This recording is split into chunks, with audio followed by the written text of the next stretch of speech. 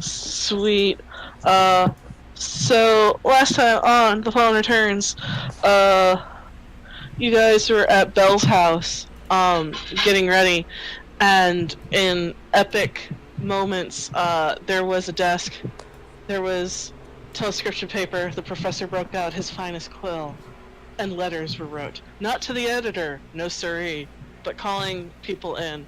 And then you started trying to remember absolutely everyone you've ever come in contact with and who might be amenable to coming down to the ass end of the world to fight demons. And you're like, so Simon Garfunkel, the sales sorcerer, how do you feel about coming down and fighting demons? Strangely enough, he did not reply. Um, I met this one person at this tavern once. They seem nice. Hey, you want to fight demons? Sure. Well, I'll bring watermelon Negroni.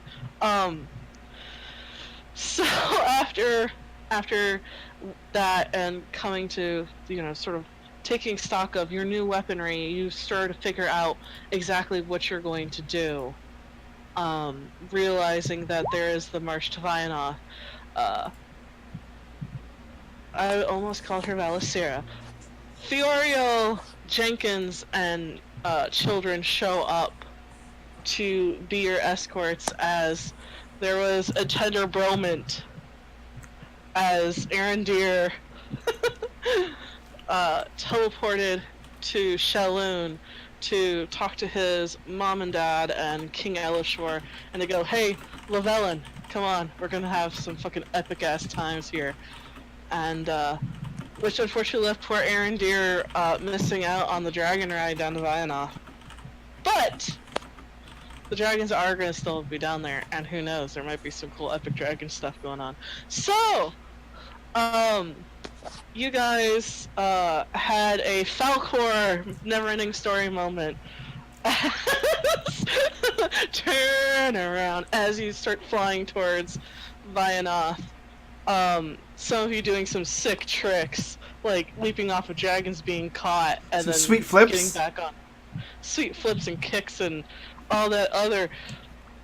And some of us got on dragons like dignified people. Yes, there was. Also, Rael's phoenix hatched, and Alex discovered that her brother is in Vianoth, because it's all relative in Vianoth. Boo.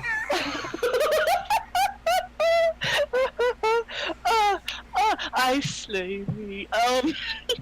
And so we're starting off with the bulk of the group down in the land of well, not quite Vianoth. You were still in the wasteland, the no man's land between the end of the Empire and the beginnings of Vianoth. This is way too happy music for where the hell you guys are at. Can I hit the button? Can I hit the button? I can hit the button.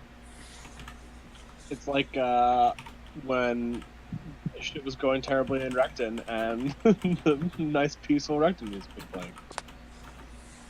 Yeah. So you guys managed to land.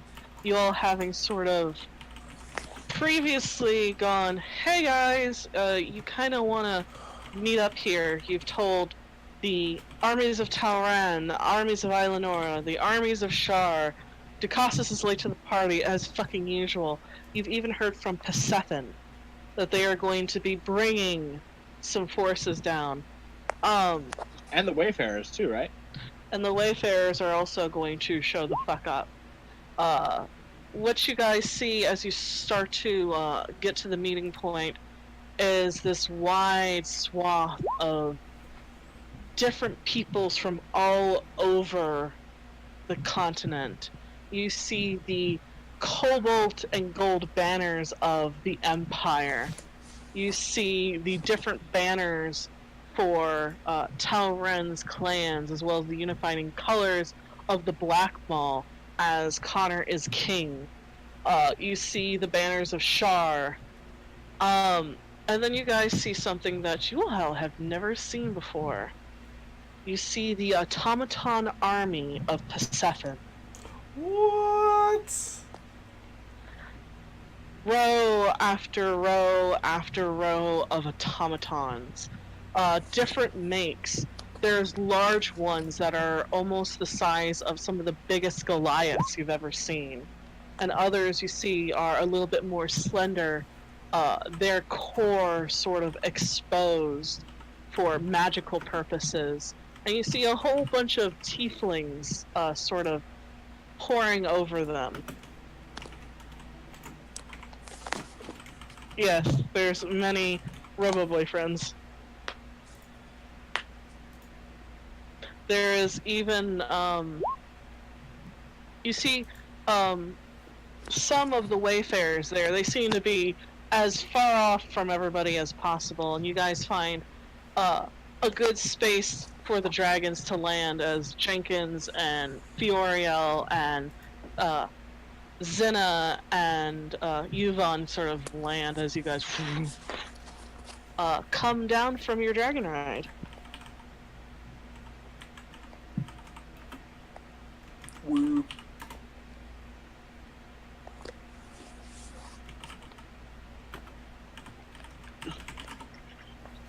Jesus, whoever that is. Seems kind of real now.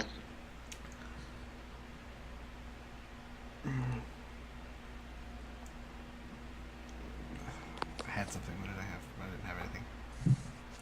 Swore I had some of this. Might help if you're not muted.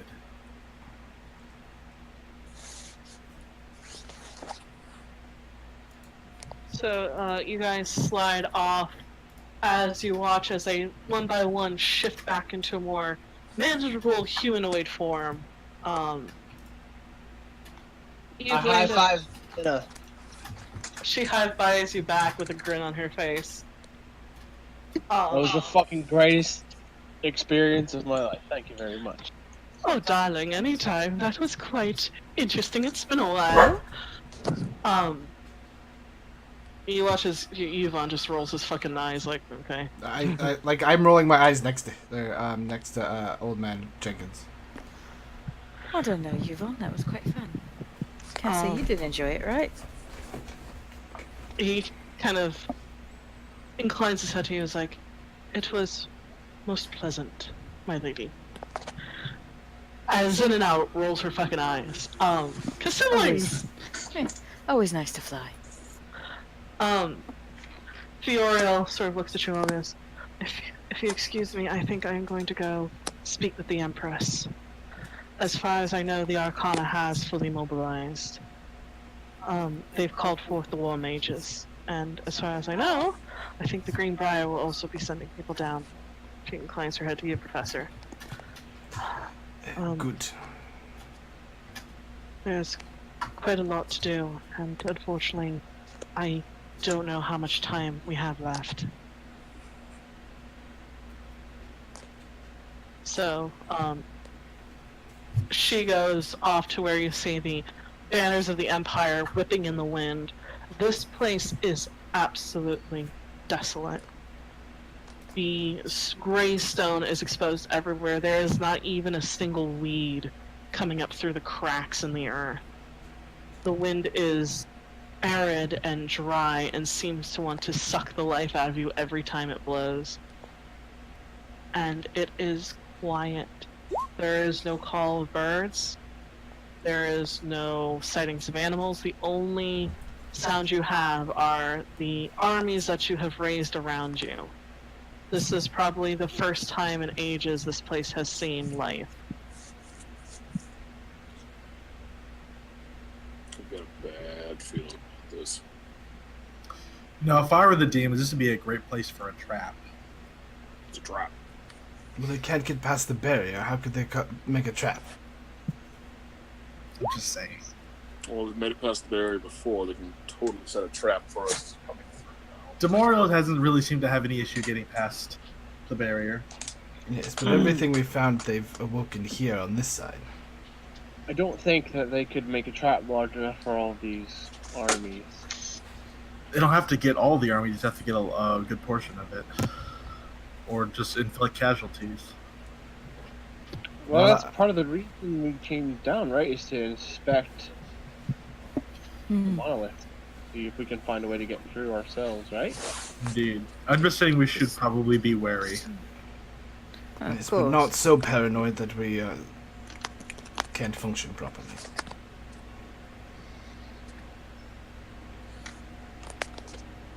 We should probably wait for Aaron, dear. Absolutely. Can't We do need to located do some through. sneaking. It's I mean, it definitely could what be we need. It's true. What did you say, Connor?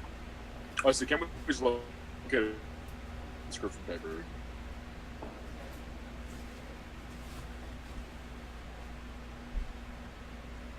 I didn't get any of that. No, I didn't didn't- either. No, cut out. Got like every other syllable. Something about telescription paper. Oh, like maybe to tell them where we're meeting, where we are. That's a good idea. All right, we're here. Where are you? We don't have time. That's scary. So, Aaron, dear, you're trekking with Ellen and have been for a while, and it is absolutely astounding. Like, you are a ranger, but Llewellyn is tenacious to a point. He is, I wouldn't say slave driver, but he very much knows the urgency of what's going on and feels hesitant to not want to make the most of every moment possible. And it really fucking sucks a little bit. I'm not saying I don't appreciate it, Llewellyn. Well, can we take a break? As I take out a bottle and I drink. As you take a bottle out and take a pull of it, you feel a whirl of magic in your pack, and as you go open it and look at it, there is a note from your companions going, "We are here," and there's like a hastily drawn map of where the armies are and whatnot. All right. Compare it with one of the other many maps that I have, or at least the ancient map, I guess. I don't know if that will help, but figure out where they are, and that's where we head. I'm out of shape. Aaron You gives guys, cardio. he skipped leg day. I forgot, is it rule number 2 or 3 or whatever in Zombieland? Oh, cardio. Cardio is important. Yeah. Thankfully, you've been making good time, so by nightfall, you're able to make it to where the mass of people have gathered, and by that time, you guys have sort of made your own little section of land, sort of like, this is the Dawn's Graces camp. And I have a question. Yes. Do all the leaders? Is there like a tent where all the leaders of all of the different armies go to There- meet? There is each individual sort of head of each country or faction that has showed up has their own tent, but there is a massive tent sort of equidistant from everybody where people are meeting and sharing information and communicating. You guys are relatively close to that from where you guys are set up. As you start to set up your tents, you watch as you see the once prince, now king of Shar, arrive, and he's holding something in his hands as he sort of smiles at you all, and it's been a while, and he sort of holds out and goes, "A gift for you all. It pales in comparison to what I owe you, what my country owes you, but it's a small thank you for now." Can I insight this dude that I've never seen before? Sure. So I was like, that's a natural 20. What? Plus 6. 26. Yeah, he seems like a nice guy. Cool. So he holds out this sort of folded bunch of fabric to you guys. I accept it. Holy shit, Erinder, where'd you come from? Oh, I thought we said I had been there already. Never mind. He was patched out a trace, like just sitting behind us the entire time. Nothing personal, kid. Teleports behind you. So assuming somebody takes it. I reach out and take it. As you take it and unfurl it, it is a banner in the same style as what everybody else has, but in the center there is a symbol that looks familiar to you all. It is a symbol of the Dawn's Graces. You all have your own banner signifying your own camp. Nice, we get our own camp. And I mount it on a stick. I'm sure we could find like a banner pole and could take one from the Taurenians. So aren't we in a wasteland? How are you going to find a stick, darling? I find a banner pole and I put it up. I give you my lance that I haven't used this entire time. I use her lance. and you guys set up and then I tell King Elishor, I was like, you know what, King Elishor, you're my second favorite king. I believe this is King Amir. And Amir goes, I will let King Elishor know as soon as I see him that you like him so much. Wait, what? I got This is confused. King Amir. Oh, Amir! God, we know some kings, you guys. I forgot about him. What do you think I pulled out my book for? The poor, poor King of Shar. We saved his country and you don't even remember who he is. Never mind, you're my first favorite. Connor just looks at I you. even know what his sigil looks like. Poor Connor, standing right there. It's like, I'm sorry, we helped so many kings. Which one are you? He just kind of Listen. shakes his head. I'm not very good at this whole royal grace thing.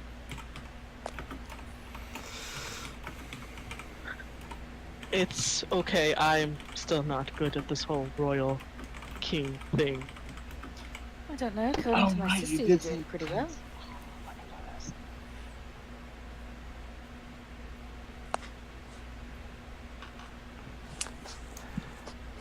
Yes, well, good. Now we have our old banner.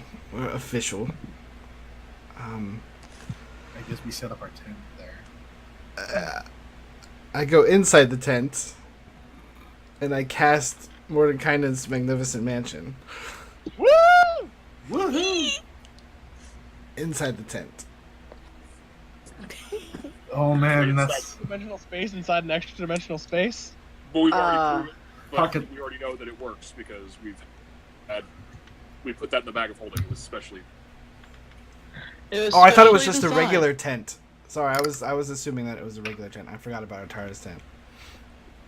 Yeah, no, surprisingly, I cast Oh. just right in front of the doorway to the tent. I cast Magnificent Mansion, so you guys don't realize that you're walking into my place instead Except of it's a the big tent. glowy door. Is this door I only? try to tell you that I've upgraded the tent. I believe you 100%. I Mr. am Professor, I believe 100% you. that you do. I've been working on this spell for quite some time. I think I have it perfected.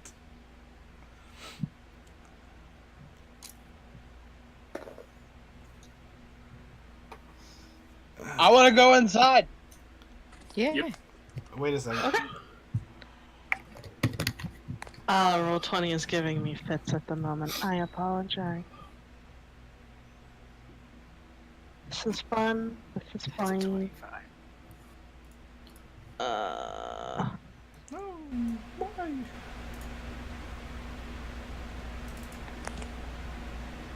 Oh, that's fine. I hate you too. What happened? Fucking roll 20.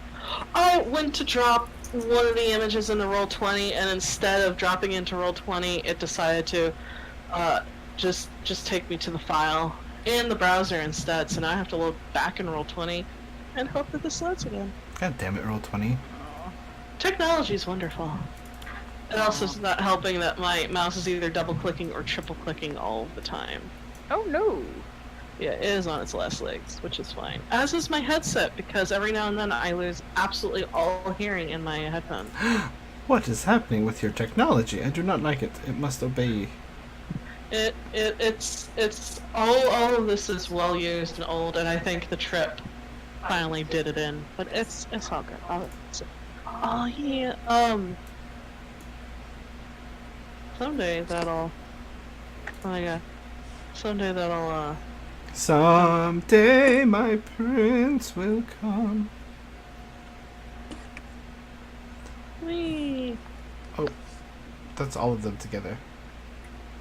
That is all of them together. That is not the one I wanted to put in there. But, yep. Dustin has been absolutely wonderful and has designed the mansion for you all. Because Dustin is amazing. We're gonna use it a lot when we're in Vinyl.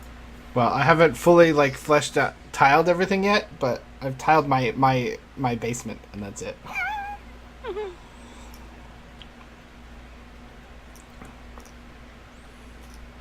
So, while I get this, you guys walk in, and it is, true to the spell's name, absolutely fucking magnificent inside.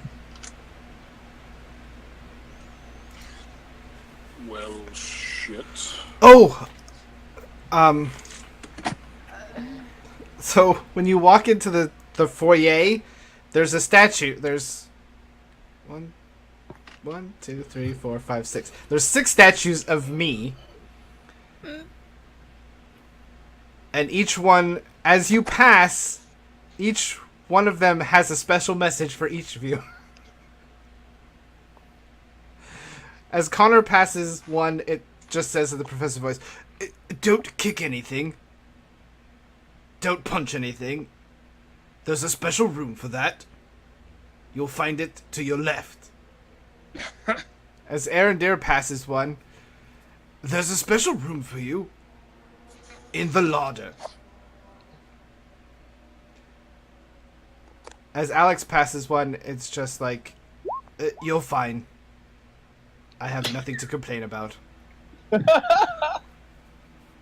As Royale passes hers, like, "There's a special tea room, and books, and things. Really, I don't have anything to complain about with you either." As Corin passes, "I left you a temple. It'll be on your right. Or left. I cannot remember. Also, follow Arendir. There's a special room for you." I fist bump Arendir. As Talmar passes his, it's just like, "Talmar, there's a temple for you to pray in." That's about it. I forgot that I was going to cast this today and forgot to actually do all of the messages correctly, so next time. It's weird that he recorded all that, right? Yeah. If he was dying, he would just say, "Ah," right?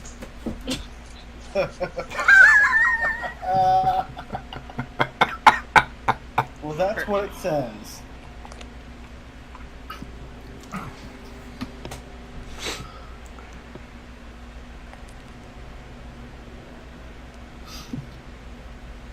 So, as you can see, on the first floor, Palor is to the left, Bahamut is to the right. There's a war room with a giant table and maps and things like that, all the preparations. There's a training room that's attached to the war room. You can get through it either way. There's a sliding door in the war room, full of things to fight and punch. There are 2 libraries, 2 stories tall, mostly glass on the outsides, vaulted ceilings, ladders that go up, and a balcony on the 2nd floor that you can walk around.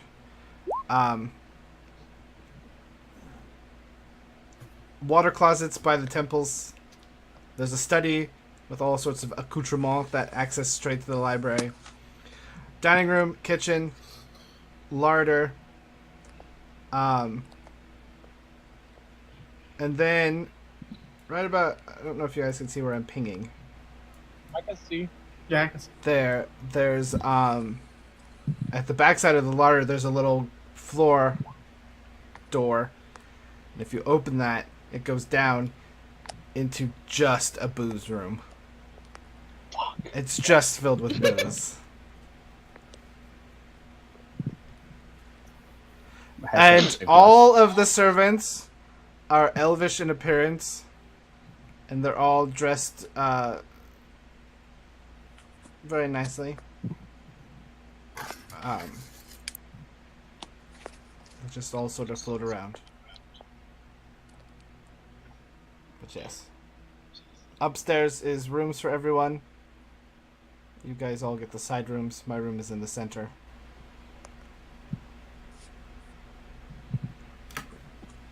Pretty impressive. Actually, my room's on the third floor because I didn't want to deal with anybody. So I have the third floor room.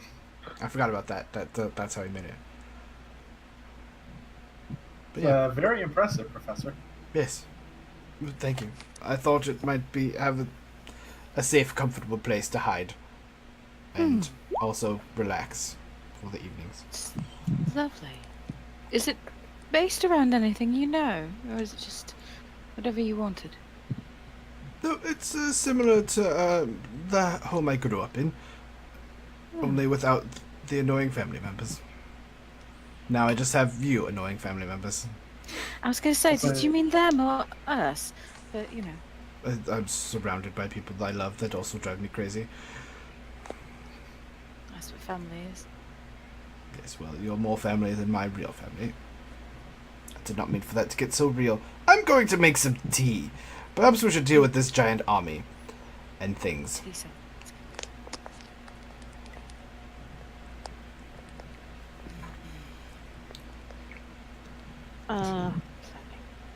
So as you guys settle into the new mansion, Arendir, you show up and you see the TARDIS tent pitched out front. So I show up and I see the Yeah, TARDIS it's- tent? Yep, it's the TARDIS tent, but as you go to enter, you walk in and you're sort of jolted a little bit because this is not the interior of the tent. And then This then the statue goes, Arendir, welcome to my magnificent mansion. The room that you were looking for is to your right, in the kitchen, in the larder, under the carpet. I look back to Lavelle and his group, but I guess they're all down there. Follow me. I lead them all. You go through the kitchen into the larder, and you it's full, and you look to the carpet that the professor mentioned, and you lift it up. I don't know why it's so much secrecy in this weird magical mansion, but all right. I flip the carpet back and I open the. Is it? Yeah, I guess. Oh no, yeah, they can't because I didn't specify them. So yeah, I you thought it was anyone who go in. I forgot. yeah you walk in, and Llewellyn and crew are just standing outside, like, I'll be right back, man. He kind of just gives you a thumbs up and tells everyone to take 5. I still assume he means that's where they're meeting, and I go to that room, and I go to open the trapdoor or whatever. Is Corin down there, or is he gonna be in the or... I was actually gonna say, I have to roll to see if Corin thinks it's blasphemous to go to the larder first, then to go and visit the temple to his god.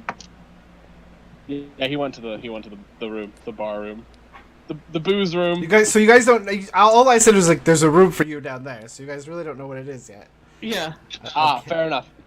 I go to we call it the bouzoir. Oh my god.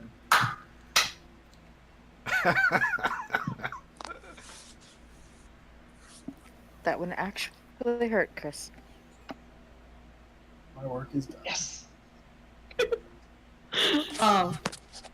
So Arendir, you go down and you see the most wondrous room you've ever laid eyes upon. It's fucking beautiful. The gods are real. Corin. There's two chairs down there. Fairly decent, comfortable chairs in case you just want to spend your time down there. And there's actually like one specific servant that just stays down there the entire time, and it's just ready to serve you at a whim. He's like the bathroom attendant, but for the cellar. So, Corin, do you know how long this spell lasts? And please say eternity. I was just about to say, I don't know if this is. I think we might have died. Well, Jeeves, a tall one for both of us then.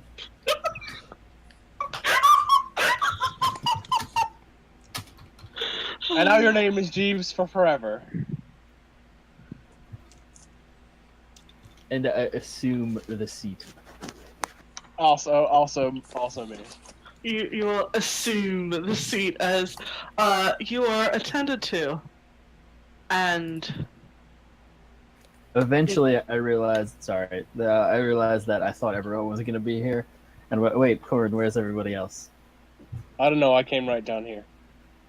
All right, cling. Cheers.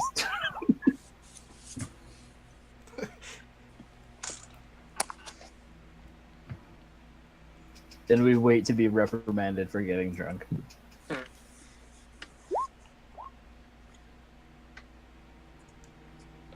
I don't know if I should feel insulted or impressed that our alcoholism is so reliable.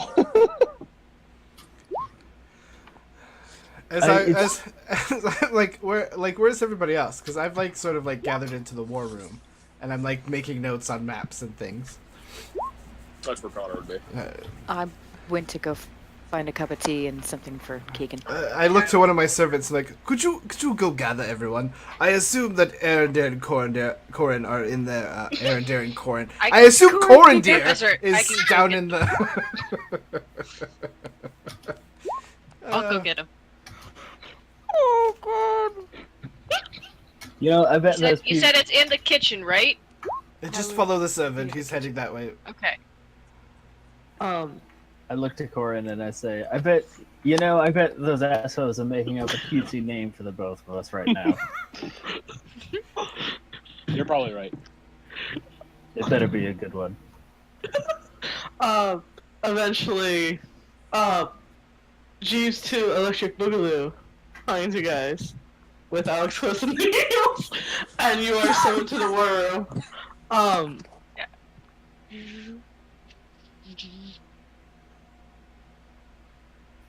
No, Alex, but the alcohol's in here. As you pull us by my ear. Just take your glass with you. Did you go through the kitchen? Yeah. Okay, then you would have found me as well. Yeah, we're meeting in the war room. I've got at least two. So like I'm just conversing with Delightful. Connor over and pointing to things on maps and asking his opinions, and then as Erendir and Corin walk in, it was like my back's to them, but I'm just like, I hope you found that room to your liking. 6. I figured if I didn't do We should tell Mark. it would be the end. Count Tell me 1, one of you brought a bottle, 5, because 6. we might need it. I go looking for Telmer. I'm gonna assume he's in the temple. It's really nice of you to build me 2 temples, Professor. That would be correct. Do you pray to Bahamut too? I was talking about the bourgeois. Oh, the bourgeois. The professor actually literally looks at you like, you pray to Bahamut as well? Yeah, something like that. We're not calling it the bourgeois. I'm calling it the bourgeois. I'll wait until Talmer is finished praying and then. I regret being nice to you. Alright, as soon as I notice she's in there, I kind of do the Cliff Notes version. Nope, that's And fine, keep Erendir. going. Nope, I don't need that. Oh, this is awkward. I was like, and you know, and so on and so forth. Begat. All right, let's go. My God, Mike. Really, Mike? Come on.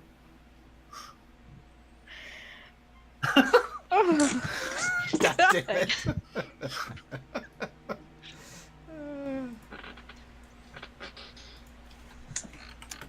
I can't even hate And it. we It's too all good. head back to the war room.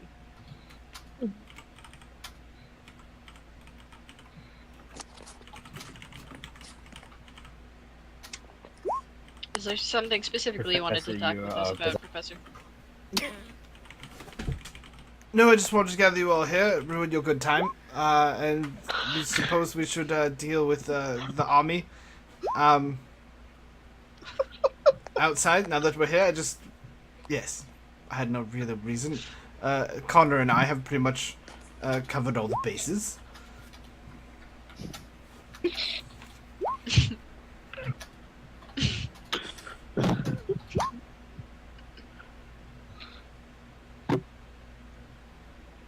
All right.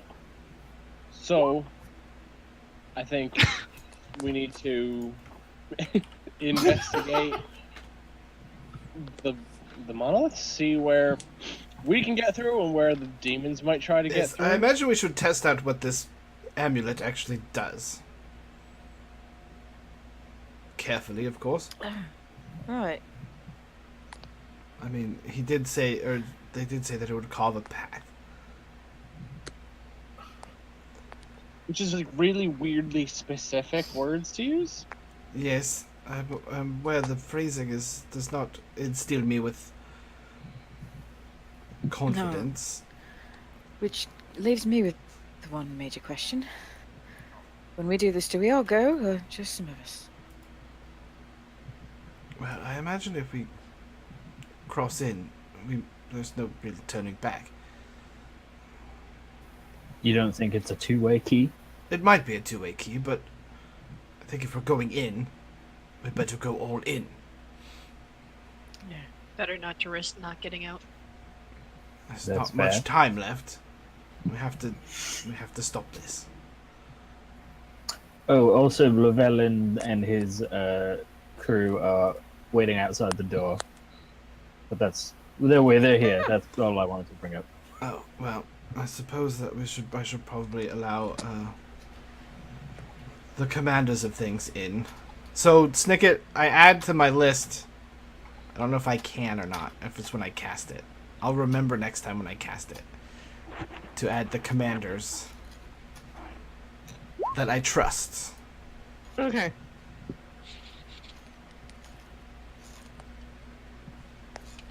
Yes, well, for today they can't get in. We could reconnoiter with everyone outside, I suppose. Find where their hub of command is. This is really more for us. As a base of command as we go in. That way it saves us. It's safer than the tent, is all I'm saying. Well, does that mean that we should leave orders with the commanders and everyone Yes, in case it's a one-way? Well, I think we should. I think we should meet with them. I've helped Connor and I have taken notes on the map of the armies, so that we have that in this room. Because whatever stays in this room is persistent, as it were. Okay, here's an idea. Never mind, because the monoliths, they're not high enough for, like, say, a dragon to not be able to fly over, but there's magic in the ward, so that might prevent them from coming over the top, right? Yeah, I feel like there's probably a ceiling. Well, I imagine that it's a dome, if it's any good Yeah. sort of container spell. Actually, that's a question, Snicket. What is the topography of the wastes? Is it just flat, or is it like hilly? Can we see the monoliths from this camp? I believe you guys wanted something that was relatively close, but not too close. So yes, you can see the monoliths from here. They tower above the landscape. Stark, almost the color. Well, not really a color. It's a lack of anything. They draw your eye like a dead body. It reminds you of the darkness between stars. There is just absolutely nothing to them, at least from as far away as you can see, and they are huge. And you have a feeling as soon as you get closer to them, they are going to be absolutely commanding to look at. But yeah, no, you guys can see them. Pretty neat. Okay, here is another question, Snicket. Yes. What is the length in miles? Like, I'm trying to picture this in my head of like, because it's at the very southernmost part of the continent, right? Yes. So, I'm assuming the monoliths end at ocean on one side. Nope. No. They encircle the entirety of Vianoth. From what you guys have seen on the map, they go through the mountains. Yeah. They went to great lengths to put these things up. Okay.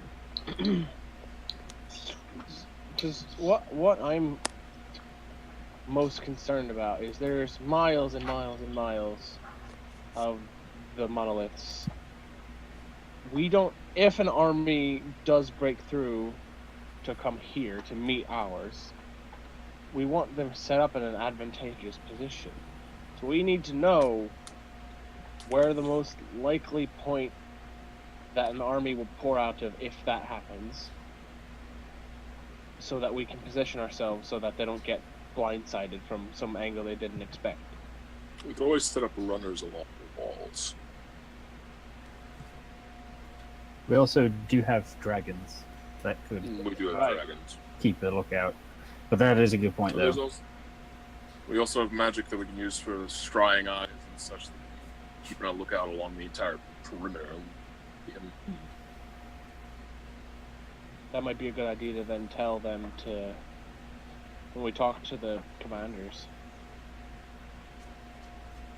Yes, we're still awaiting ships from the north.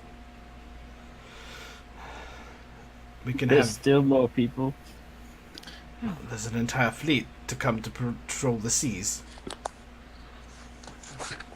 End of the world. Gotta have the whole world here. I really hope it's not. Right, if we have anything to say about it, it won't be. So you're saying that today we're canceling the apocalypse? Today we are attempting to cancel the apocalypse. Oh. Yes. That's actually a good phrase, Erendir. I like it. I heard it. I heard it in a play once somewhere. Yeah. Bard's Tale. I don't know. I've always been fond of if the apocalypse happens, beat me.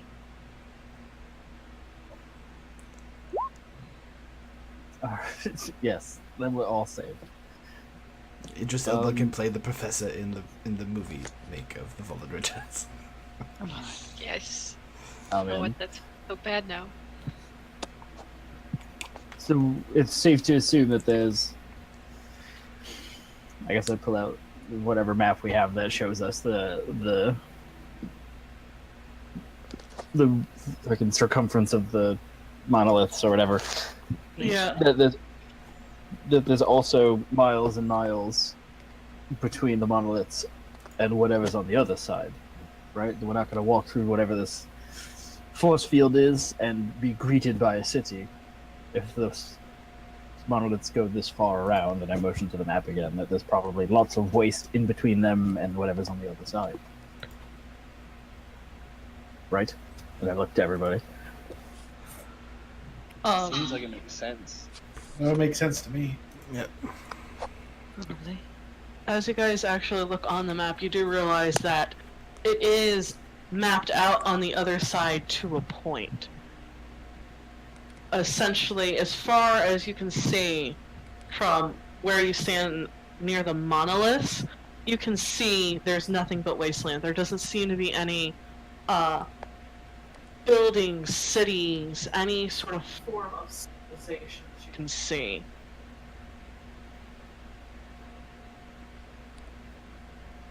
All right. That's a decent ways then. If standing at the monoliths, you can't see anything on the other side. And we're Oh, gonna- you know what? We got like Did that you- that zooming view of over the monoliths and through Vianoth, kind of, right? With the mirror. Remember the Is there any, spires or like- something. Way to glean, like, were there cities that we could see when we zoomed, or was it too blurry and foggy because it was scrying to be able to see? We see a gargantuan. Oh, go ahead. Erinder, can I see that map that you have? I slide it over to Alex. Is there a scale anywhere on there? I mean, yeah, because it's like a map and stuff, and it has a scale. Can I try and measure the area that's listed on that map? What are you trying to measure? Length Distance in to the miles. waist. Yeah. Of the waste. Yeah, the waist extends for a good, shit, I don't measure fucking minutia like this. Good couple miles, I guess? I don't know. Okay. It looks like there's a nice wide swath of wasteland, and then there seems to be the bare scintings of markings of hills. But it doesn't seem to have much after that, at least from the area. Right. The mountainous areas, there doesn't seem to be anything beyond where the megaliths are marked. And especially the back end of the country, where you can see sort of the curve of the very tail end of it. There is the line of mountains and nothing. And these are the same mountains that sort of curve along the southern coast of Koskana. These are the same. This is the same mountain range that's shared with Talren, and that also curves off into the mountains that divide Talren and Toknel, Shar, and Islanora. Right. So they don't have all of the megaliths mapped at all. They do. They have all the megaliths, and it seems to sort of contain the whole of what Vyanoth is, but it's sort of, you can see where the mountain range continues, but nothing after where the megaliths stand. Can I measure from one megalith to the other corner megalith? I am very confused because 3D spatial thinking is extremely hard for me. I'm sorry. So from point A megalith to point B megalith on the opposite side. I don't know what type of shape they make, but I just want to get the diameter.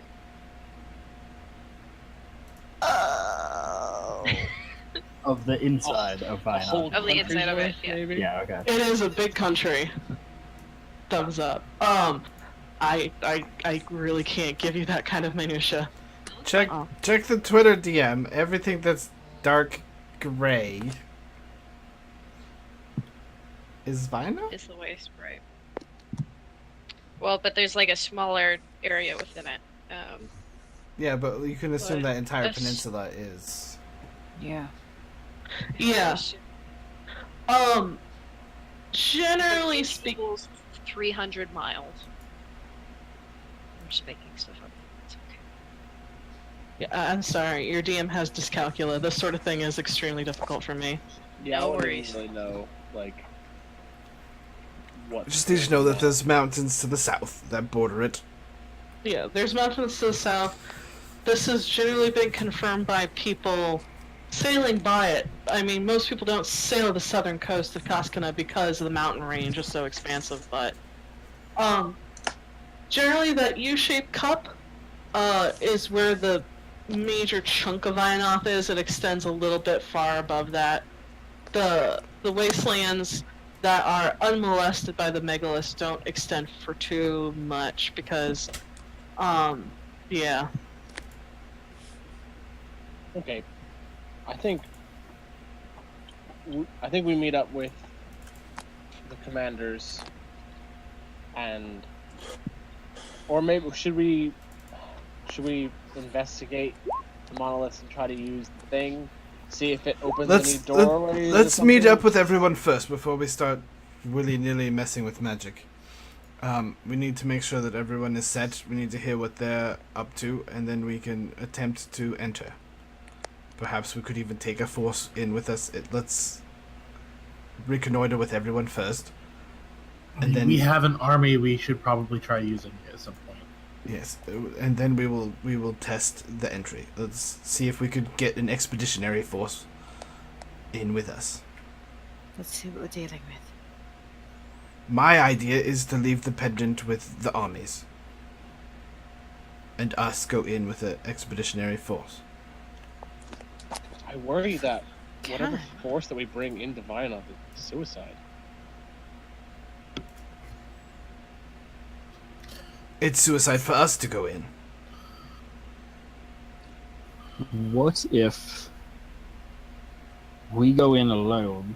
Just the 1, 2, 3, 4, 5, 6, 6, 7 of us. 7 of us. Seven of us. I did the Always third add time. one. Always add one. Always had one. We're the Magnificent Seven. Will that help you remember? Yes, it will actually. The Radiant Seven. We go in and we get the people we need. That's it. We get Eowyn, we get Alex's brother, we get your daughter, and we just fucking run back here. And then we draw their army out. Because that sure as hell will happen. Once we kidnap a bunch of people that they have prisoner, or rescue, depending on how you look at it, and run back to here, they're gonna follow us. Counter kidnap. Ambrose. His name's We Ambrose. can- Ambrose. We can go faster. This is the 7 of us. Well, And with the Force. let's meet with the army and then see what this pendant actually does. My problem is, if it only takes us in and we can't get out, then Fair, that's a good point. But if we kidnap what they've kidnapped, is it really kidnapping? Yes. Yes. of course, if we build, Alright, fair. if we bolster our forces inside the wall, that would be helpful as well. That's true. Let's meet with everyone, see what's here, take a full accounting of everything, and then we will test the medallion and see. But I agree, we need to get in and out. We need to get in and save them quickly.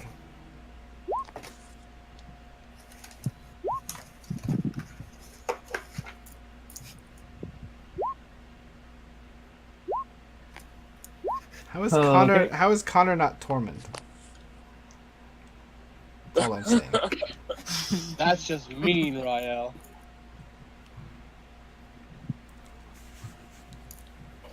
That Of look. course I'm Jon Snow. Thanks. Sorry, you're the Well, most you know British what? out of all of That's us. fine. I was gonna turn. Maybe that's why I'm gonna be hostile. The Emperor is so hostile to me. 'Cause it turns out that I'm gonna steal her job at the end. And as does he had that said, at some mean? point you know nothing. So, Plot armor. Anyway, shall we? We wait. We go to sleep. You cast the spell again. You let the other people in this time, and we have a meeting again. Yes. Well, let's go meet with everyone. It's. I don't know what time it go is. meet It's not the end of the day. It was about nightfall when Arendir showed up. Oh, okay. Well, then, yeah, we'll sleep. I'll cast the spell again and let everyone in. Commanders of the army, I'll send word to meet us in the morning. At dawn, we plan. Oh my god.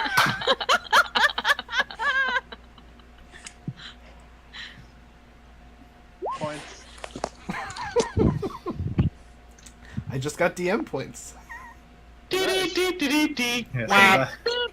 Okay, so y'all sleep and wake up the next day, and everything's hunky-dory. I mean, the war is over, you know, we all smooth, we all carry on happy, we go home happy, yeah. Anyway, so you guys wake up. So, are you casting the Magnificent Mansion again? Yes, I will waste that 7th level spell slot and try and remember all the commanders that I trust. And you start, I trust this person and that person, and you pause for half a second like, do I trust that motherfucker? Yeah, I guess I trust that motherfucker. Also, like, And I you- don't remember who's what or where, but yes.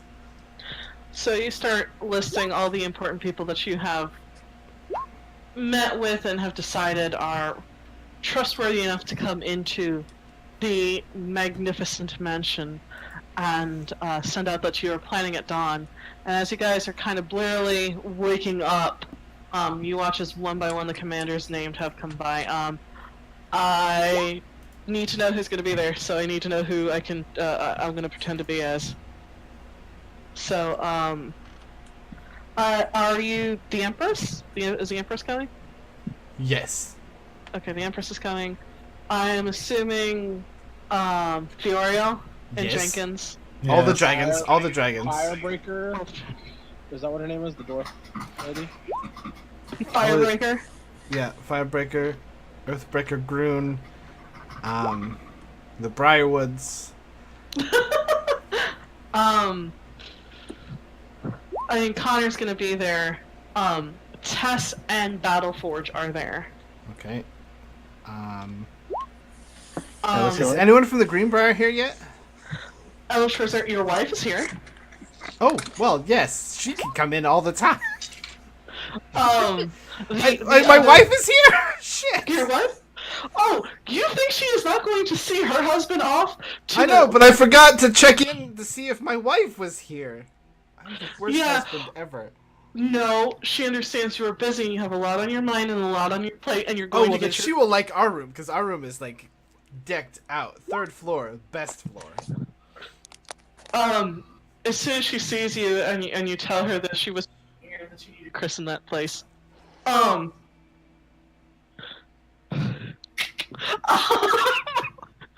So who else is going there? I'm assuming the head of Kel's order is also going to be there.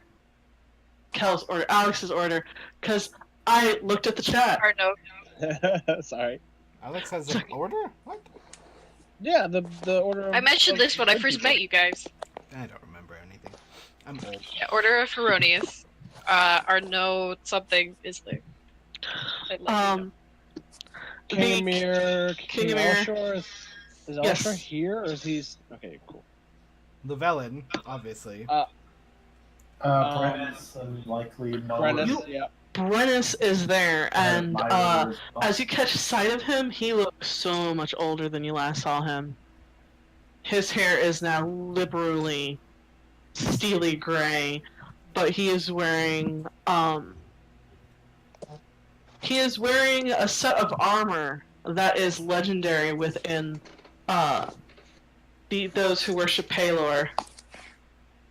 He is wearing a set of plate known as the Herald of the Dawn. Ooh. It is functional, but also gorgeous. And he's wielding, not a mace, but you see a giant warhammer strapped to his back. Fuck yeah. And he has come ready for fucking war. You do not see Gamble. Okay. Did the paladins from Bahamut show up as well? Yes, they did. You see the head of your order. This is a gentleman you've met. No, not a gentleman. This is a lady you've only met once. She is a gold dragonborn. Oh, crap. And her horns have been dipped and coated in platinum. Holy shit. Shit. That's awesome. That's fucking metal as shit. That's pretty fucking awesome. And she is come completely decked out, ready to bring holy war. Do we also have? Oh god damn! There's so many people. I know. Tyrannus. Battleforge? Yes. Did Lady Alice make it? Yes. Right. She, as you see her, and she immediately comes over to you, Tamar. She is decked out in what seems to be war mage armor. That she is, and she kind of goes over and gives you a hug and a kiss, and then smiles at everybody, just super excited to see you all in one piece. Right, is that everyone? I'm like sort of standing at the head of the table. Everyone. I like usher the servants away from like serving like drinks and things. Good morning, everyone. Obviously we brought you here for a reason. I don't mean to be doing all the talking. I'm sure that if anyone else has anything to say, they can chime in. And I thank you all for coming. What we are about to embark on is probably dangerous, and we will probably all die. But if we don't, then we save the world, and that is a good thing. Here's what we have so far. This. I hold up the pendant. This will get someone through the barrier into Vianov. We will be testing it today. The rest of the time that we are to spend here is to coordinate what we will do once our team infiltrates Vianov, and what the rest of us will do while we wait. We do not know what this will do, and if it brings down the whole barrier, then we should be prepared for it. If it is in fact a key and allows for entry to and from, then we should think at how best to use it. Despite that fact, the Dawn's Graces... the professor looks kind of cringy when he says that, because he really doesn't like us having, like, fame and being notarized. We are going in either way. We are putting an end to this, however, whichever way we can, but first and utmost, we are rescuing people who need to be rescued. That is basically all I have to say, as our time is short. So, if the rest of you could report on your positions and forces, I suppose. Connor, I am not good at this. You're a war man. Ugh. What we need to do is we need to set up perimeters running the entire length of, not the entire length, watchers on the wall, essentially. If this thing starts to go down or weaken when we pass through that portal, we need to know exactly when and where. Everyone should be outfitted with enough to report hourly along the entire border. Be that with magical means or with the, with Shalloon's Rangers running the entire length or cavalry doing it. Darling, sorry, Connor. Darling, could you help provide some sort of communication between the scouts? Of course, I should be able to handle that quite easily. Thank you. Sorry, Connor, continue. Well, that's so that we need swift scouts to run this length. We know how it runs the entire, to just know if it's going to drop at certain points, and then the rest of the army can react to that and move. We should have them set up at staging points. Each one should be running like out of game. Every army should have essentially a quadrant of what we can patrol, and if something goes down, the other ones can reinforce that quadrant or like that area. At this point, the Emperor speaks up.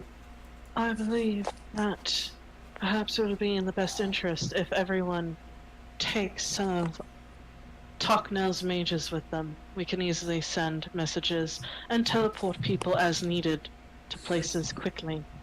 I know we have not quite always been on the best of terms, and she looks to everybody at the table. This is not about petty squabbles, borders, grudges. This is about survival. And we will do what we must to see it done. And she turns her head to you, Connor, and bows it. Oh shit. Oh, shit. The professor says in his head. You have the full might of Toknel's empire. The war mages are at the ready. I will also say that perhaps if fighting does happen, if somehow the walls come down and an army comes surging forward, it might pay to have someone above, perhaps. I don't know. Fiore, I don't know if you can use telepathy or any of your kin can, but perhaps that would be one way to warn anybody of the battle shifting in any particular way from the sky, you'll be able to see anything better than everybody else. Furiel nods. The four of us can take quadrants, as Connor has said. We can communicate, and we can try to keep in communication with others as best we can, letting you know if there's been shifts, if there's been any updates. We will keep to the skies. I don't know if we can penetrate the ward, but there is a point where we can fly over it. So if you wish, we can stay aloft. Air superiority, as you will.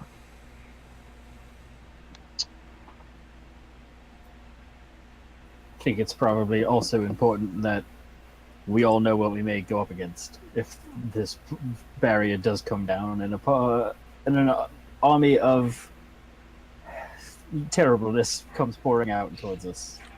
Yes, As well as if the wards come down, we are the wards. This army is the walls. We must not let it seep further into Cascana.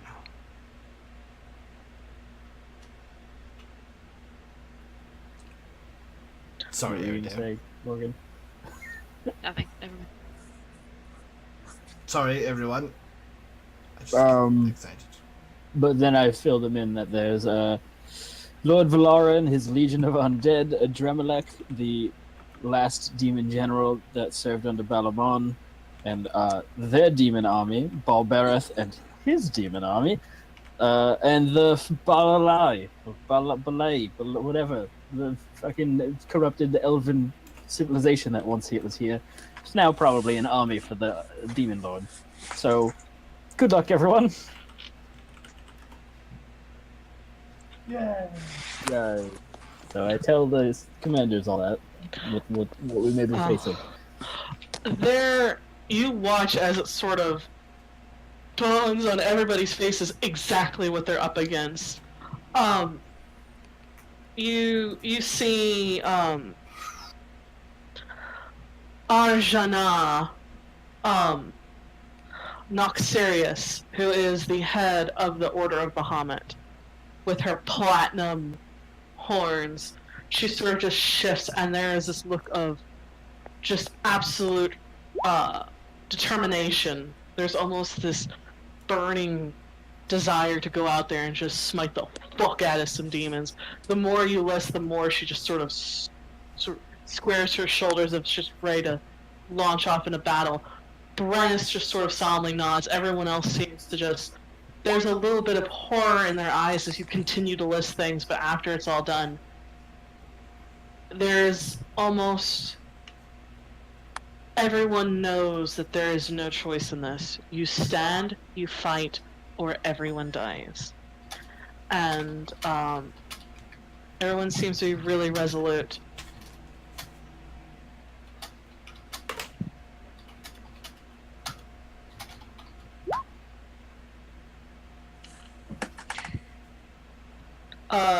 She's like 6'2", 6'3".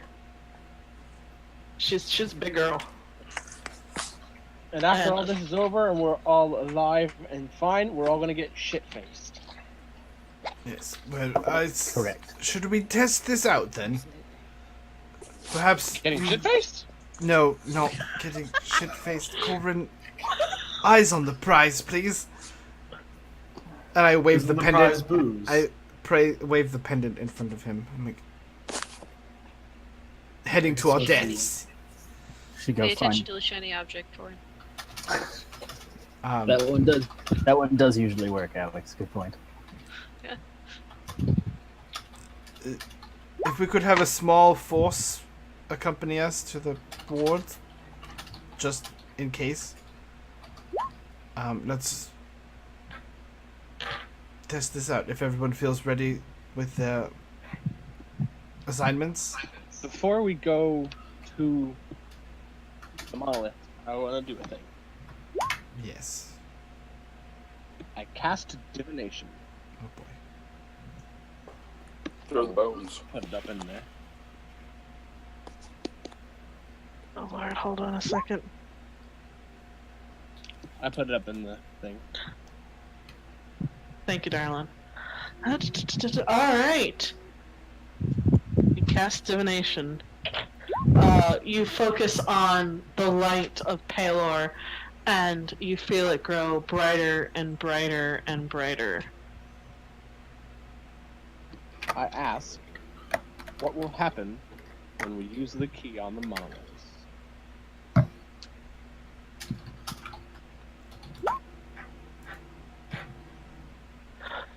Oh, man.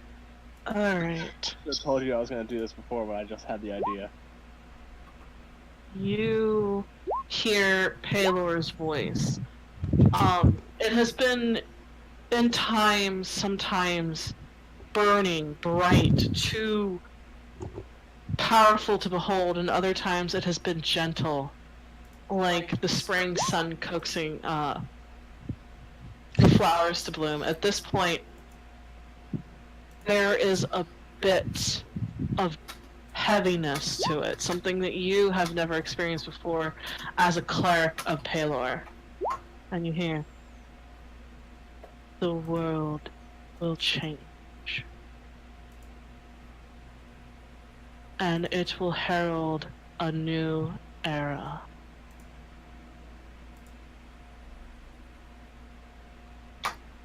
Be careful, Chimp.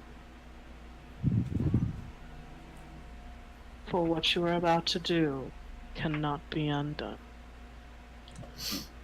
Great. Are you the only one that can hear this? Yeah, I think so. Okay. What So, Palor just dropped in just some fine, wonderful, happy-go-lucky knowledge onto Chlorine. Yeah, I will, shake my head and sigh a little bit and say, well, I think what Palor is saying is that if we use the key, everything starts. Everything starts as in...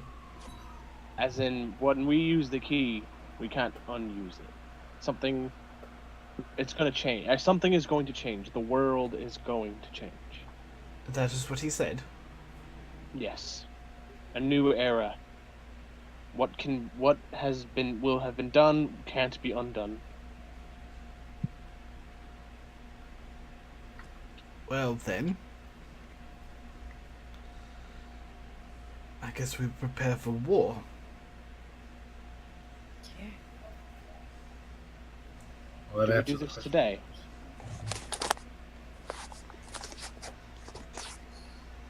Let us give them a day to get the scouts in position.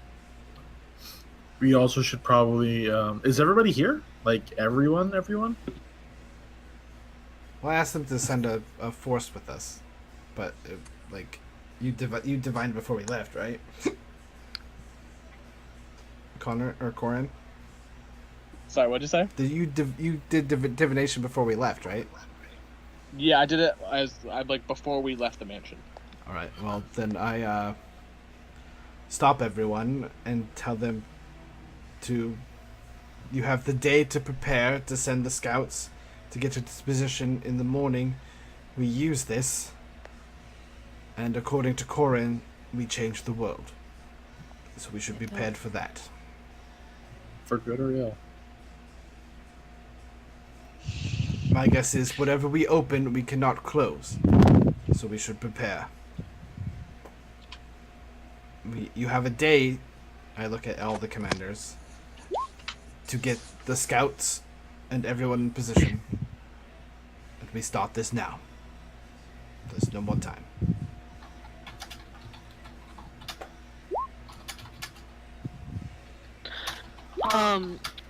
Who are you taking with you?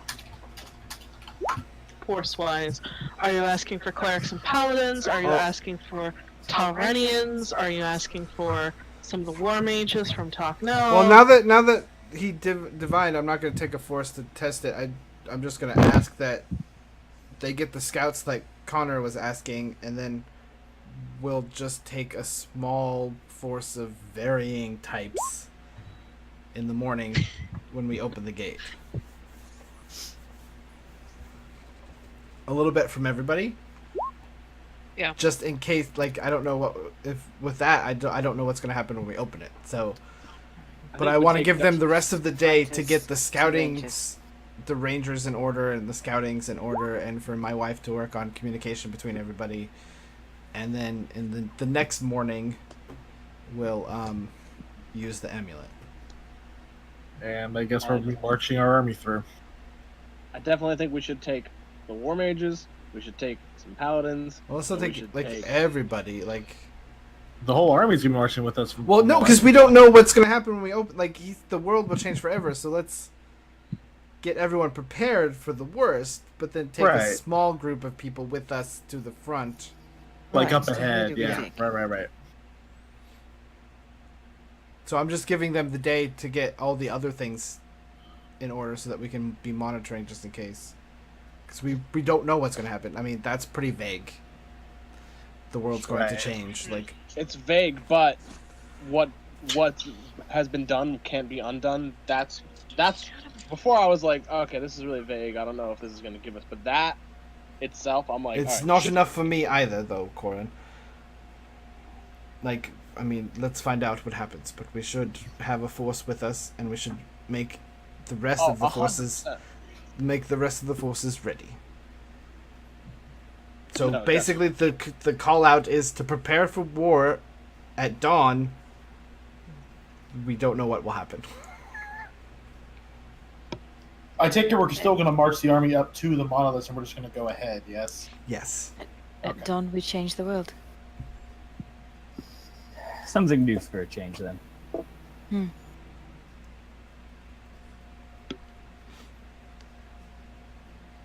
But first, I got these dank ass mushrooms to eat. Yeah. Hey, I Once thought we you were going to break- share. Yes, Go I ahead. have 3.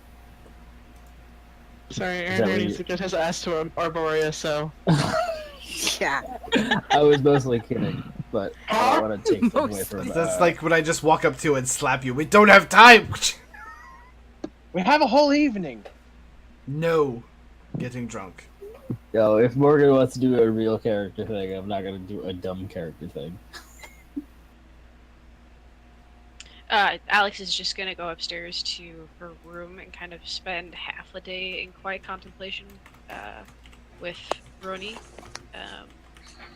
her guide, and just in kind of prayer to Roni.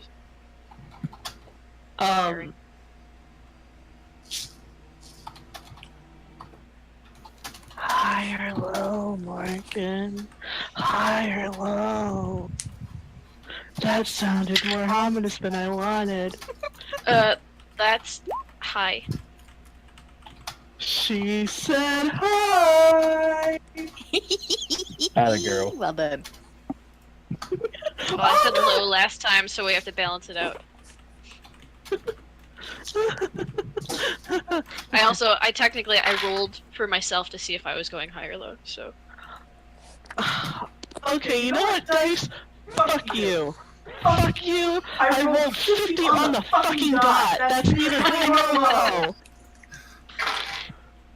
That is much better. You feel the very familiar presence of your angelic guide, and it's sort of always been this comforting presence to you, this sort of light in an otherwise sometimes dark world. But that gives way to something you've not really... You've felt on the fringes before, but this is the first time you felt it in force. You feel this sort of divinity just settle around you, and it's as if the world goes still. And you feel the presence of Heronius.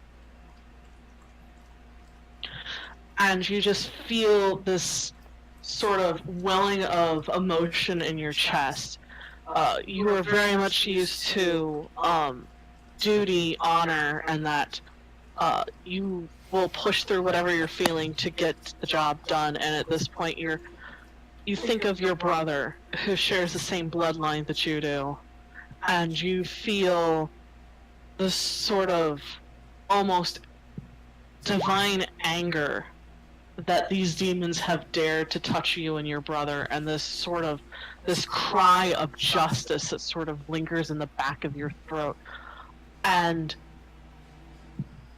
But you also feel this certainty, and you feel your angelic guide there beside you, as there's this moment where you know that you have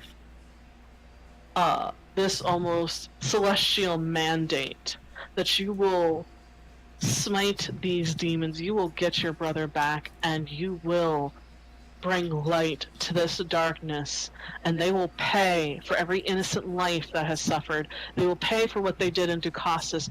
They will pay for all those who have died, and they will pay for every sin they have committed unto this world. And that Heronius is choosing you to be his sword in this fight.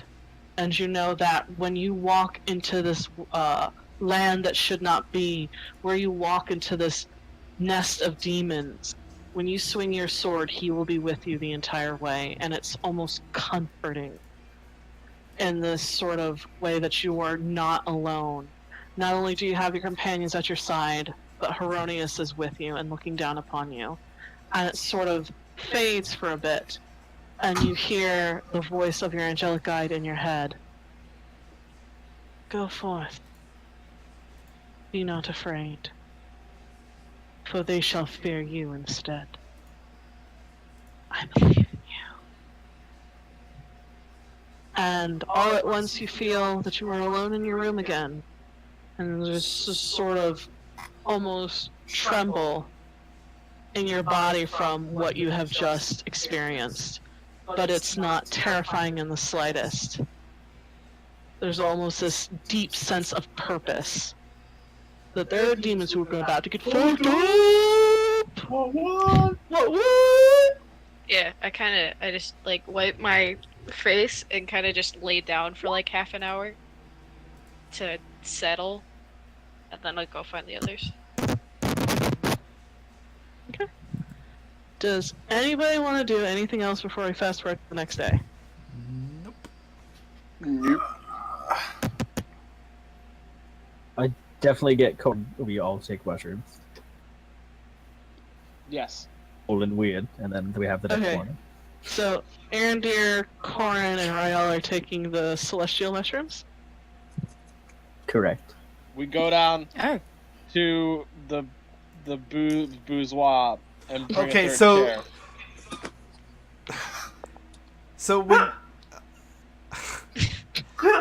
So when it looks like you're ready, one of the servants actually goes and taps on the wall 3 times, and it opens.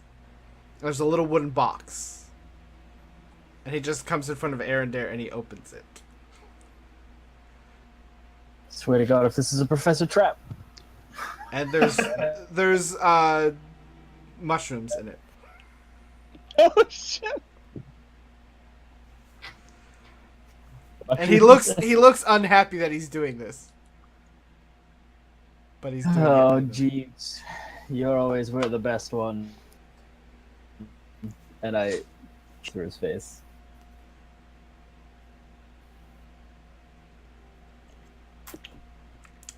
He still just looks annoyed. Yes.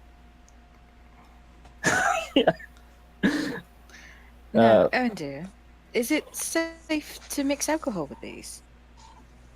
Yeah.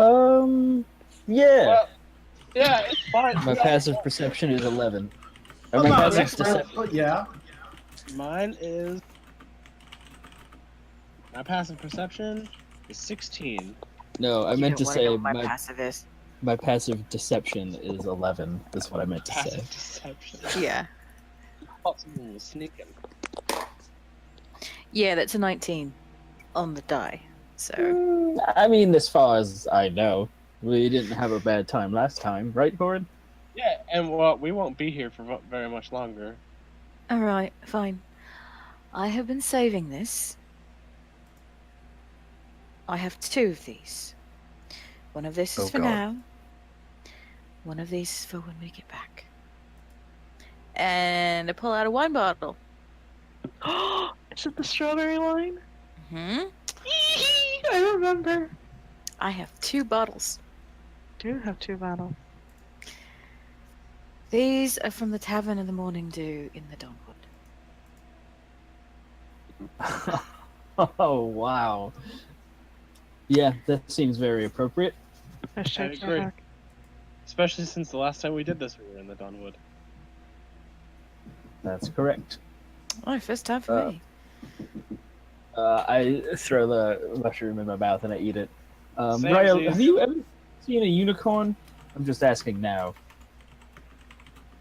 Arranger, we all fucking saw a unicorn together. Did we? We did! Yeah, we did. In the You're right. forest. In the forest. What is in this wine? Yeah, but this one's different than that one, though. I think. Definitely. Oh, dear definitely. God. Now what? And she just eats the mushroom. Okay. And pours goblets of wine for the 3 of us. I take it Corin is also Oh, yes. okay.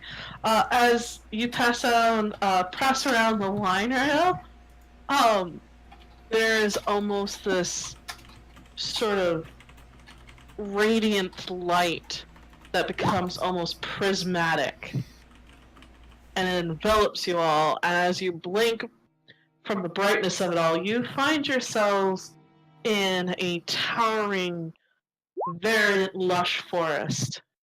And there is a path that is bathed in silver moonlight that leads you forward, and you can see close off in the distance the moonlight glittering off of what seems to be crystal clear water. I just pass them the goblets. What the fuck? So I guess we probably should have front-loaded you with the information that we're going to go to Arborea for a little bit.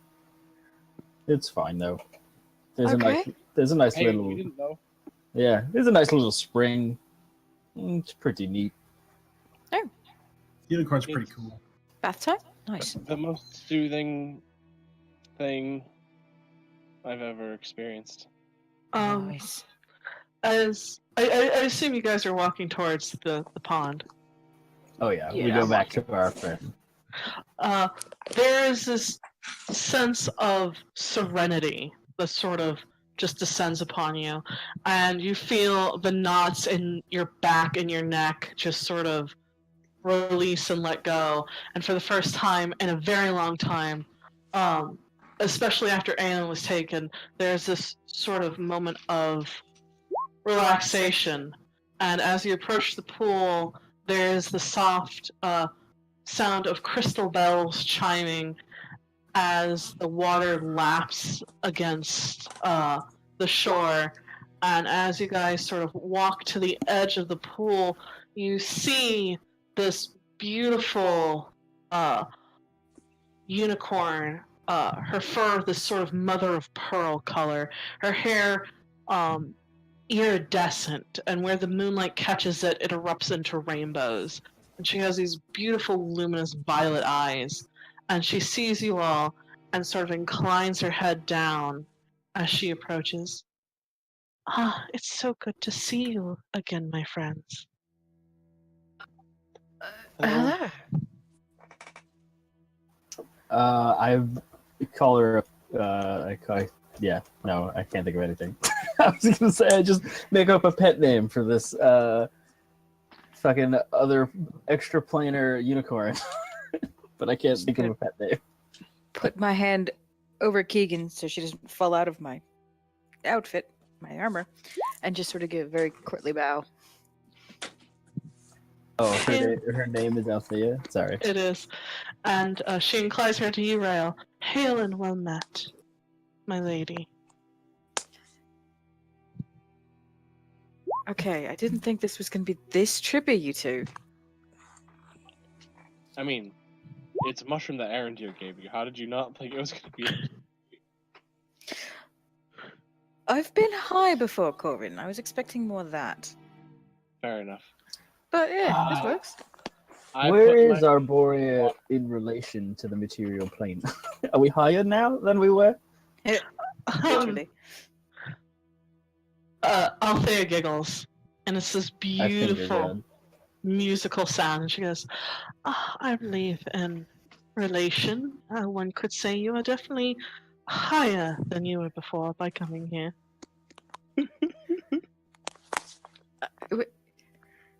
Okay, so no, you know what? It doesn't matter.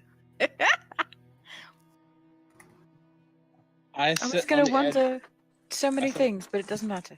I sit on the edge of the pond and put my feet in the water, and then I tell Rael that she needs to put her feet in the water. He's not lying. And I do Okay. the same. As you watch the two of them put their feet in the water, this sort of iridescent sheen, and there's this beautiful musical sounds as they put their feet in the water, and you watch as sort of this iridescent light starts to just swirl up their legs, and you guys feel absolutely fucking amazing right about now. There's a sort of calm, but I don't really want to use this word, so I'm gonna go with thesaurus while I describe the rest of it. Because I fucking know someone is going to meme at me if I say it. I'm just gonna look at the two of you guys. Is it safe here? Yeah, Elsie has got everything locked down, right? We're fine. All right. I'm just gonna scoop Keegan out of my cleavage and plop her gently on the ground and take off my boots and stick my feet in the pool. Okay. There's a sort of, I would say, rapture of this just sort of beautiful moment as soon as you stick your feet in, you're connected to the universe.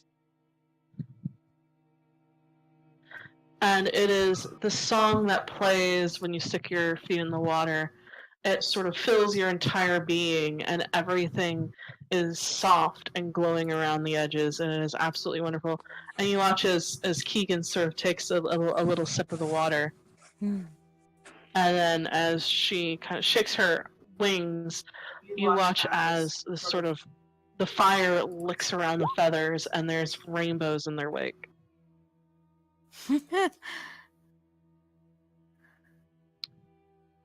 No, I think this was the right time to do this. Well done, fellas.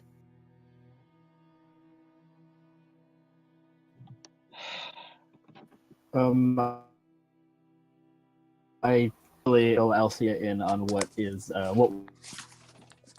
we're doing to what's happening in the material plane.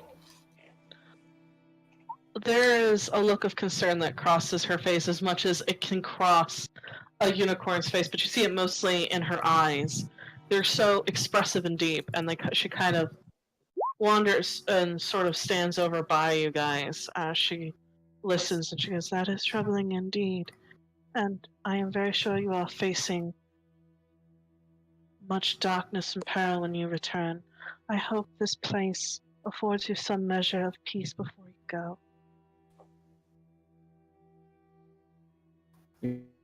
It most certainly does.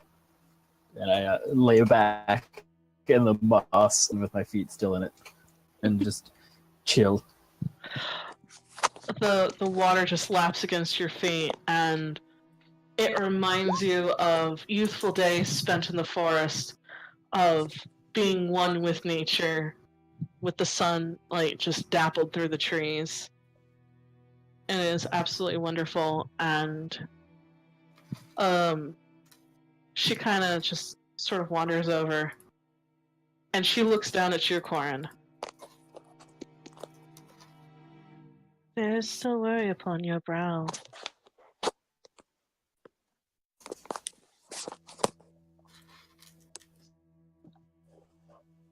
Until I get my daughter back, I'm always going to be worried. It is a father's worry you carry. But you carry a hero's courage, a hero's strength. You will see this through. and she sort of kneels down and touches her horn to your forehead.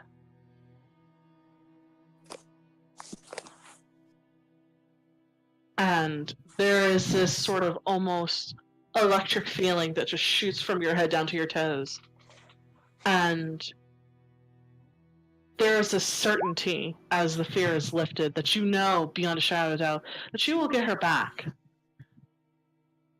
And you feel the rest of your muscles sort of slowly unknot. I know it's hard not to worry, but please accept this small gift of peace for now. I will.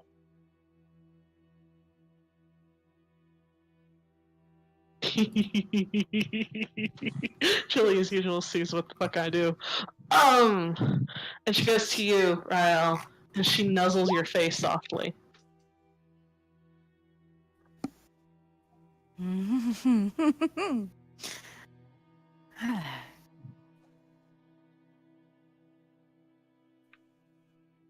So is there a name for this? This is simply my grove.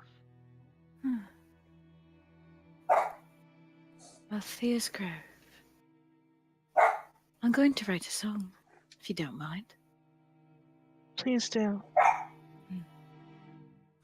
Really, Artie? You all are more than welcome here, as much as you would like.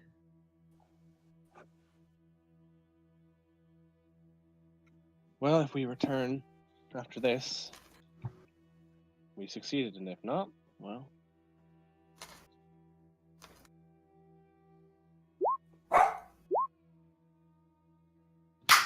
Yep, see? I see you. Yeah. And it's also the name of a Grateful Dead song, which is why I put the two and two together. Look at you all getting my fucking references. So you guys start to feel it's this wonderful feeling of being one with the universe, golden pony boy, and you enjoy the source of serenity that surrounds you. But then you feel the weight of the world settle back on your shoulders, and you know that the mushrooms are ending. As she kind of looks at you all almost wistfully, and she goes, "Please don't be strangers."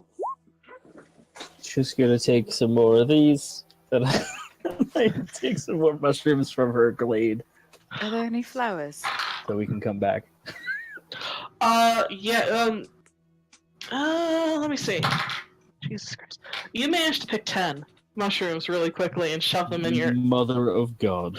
And as you look, Rael, there are beautiful, sort of iridescent, pale ivory blossoms near the shoreline. And she goes, "Moon blossoms, please take some to remember me by." I will. Thank you. I'm gonna. I am actually going to take a few, weave a little flower crown, and put it on. Hell yeah. As Keegan demands to be picked up. Come here, little one. I know. Here you go. Bloop. You're saying, Corin? Cleavage. As we are fading away and returning to the material plane, I look at Althea and say, next time I come here, I want to bring her with me. I want you to meet Eowyn. I would love to. And with my mark, you won't have to have her take the mushrooms either. It's probably for the best. And she smiles at you and she goes, "You should check your shoulders sometime." As you all fade back into the bourgeois. Wait, check my what? Your shoulder. I look at my shoulders. Do you peer under your clothes or? Yeah. You can barely see it, but there seems to be a mark on your right shoulder. a really weird mole. Corin, what the hell is that? It's a Looked melanoma. at. That's where the unicorn touched me. No, Where she touched you Althea on your touched. head, silly boy. I don't know what it is. It's a weird mole. So much shame. Do you have someone look at it for you? I show Rael. I'll look at it, yeah. It is an 8-pointed starburst. So it's Cool. basically what I have the tattoo on my shoulder. Mm-hmm. There is very subtle differences here and there. There seems to be a sort of almost square, a diamond-shaped marking in the center that, when you squint, you swear there must be glitter or something on his skin because it almost glows a little bit. Corin, you're shiny. Well, I guess she left me with a parting gift. Yeah, I mean, it looks like this. And she points to her own shoulder. But you're shiny. I toss my hair. Shiny tattoo and you. All right, everybody, let's get some rest. That was worth it. You got guys- that, Jeeves? Rest up. He like moves over towards you and opens the box and just scowls at you. He's not going into battle. We are. Yeah, well, 3 of us and Jeeves here, so. And he like motions with his eyes to Okay. the box and to you. And the mushroom? Is that what you... Are you cut out for me earlier? Is that what... It's an empty You're box, cutting and it he's out, like Mike. I think looking. he wants you to put the mushrooms in there for safekeeping. I do that? I put the mushrooms in it? He closes the box and he like backs up, but he's still looking at you. And he puts the thing in the wall and knocks 3 times and closes the wall. And then he just goes like this, and then just fades away into the wall. Judged by a ghost?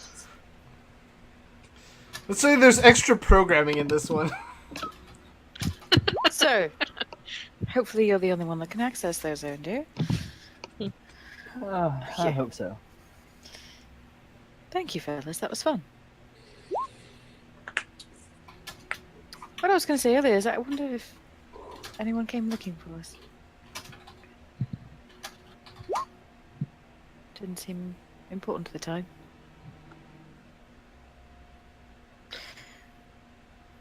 Nope. I guess it's bedtime. Yeah. Alright. Tell everyone good night. Alright, you guys go to bed. Connor, Professor Talmar, are you guys doing anything? Other than my wife, Ayo! Other than Lady Alice. Double O. Besides staying in the And train, I was going to getting ready bed to alone. fight. Okay, so, the professor is, christening the bedroom. I'm reading with my wife. We're You read- studying. You guys are studying books with your Hey, wife. just because I'm Otherwise- 525 years old does not mean. Reading each other's anatomy, perhaps. Talmar, you and That's Imperial. Alice discuss imperial politics with much vigor. Connor, you are in the training room and you are going through all the motions that come almost second nature to you now.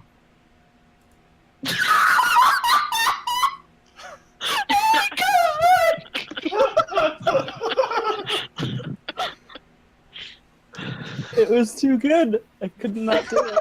Maybe that's why the Empress dislikes him so much. I already have 5. I don't care. Fuck. Oh, I can't. So, Boy, you're Imperial politics is hard. It's also long. But you know, it gets easier if it gets drilled into you anyway.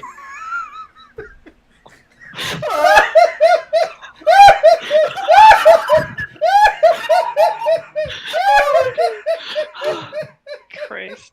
Beep, beep, beep, beep. Womp. Oh man.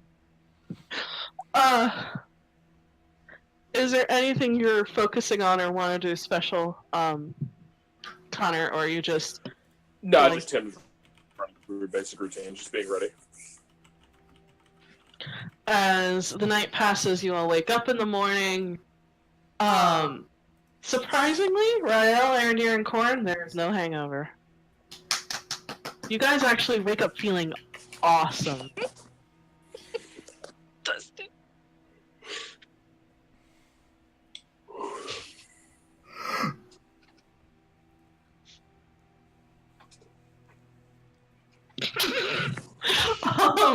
So you guys start to get ready as the rest of this gigantic war camp starts to come to life. What do you guys want to do? Feels like been that in a while. I guess we're We gonna. need to. Oh, sorry. Go ahead, guys. I was just going to, or are we just gonna say we take a general amount of everybody? Like as far as game concerns, does it matter who we're taking specifically, or do we just need to take a little bit of everybody? I think we just take a little bit of everybody, right? Well, yeah, with everyone. I mean, like, thinking about it, like, we're really not gonna. Anyone we take in there, if it is a strike team, they're gonna, because they're not gonna be able to keep pace. Because Bucky doesn't get to sit this one out. No, I'm not taking a strike team in there. I'm just taking a strike team to the outside as we open the gates because we don't know what's gonna happen. Like the strike team's gonna like hit and open the. I mean, I pretty much told everyone that to prepare for like the work because I mean, I don't trust the divination to be exact. I don't know what's gonna happen. Then I suggest we don't take a little bit of everyone. We take a company of heavy infantry to Okay. hold, to like watch our ass. The professor defers to more military minds. We could take the paladins. Well, the paladins are. Let's take like 10, 15 paladins and like 30, Take a squad of my order. Yeah. Take a squad of that, and then we can mix in with like some Talrinian heavy infantry. You know, we have a shield wall with being able to, like, if something does come through, there's a shield wall to fall back to and then fight.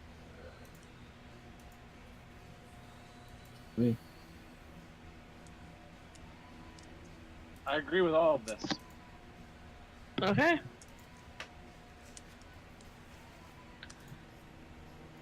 You managed to find the appropriate peoples real quick.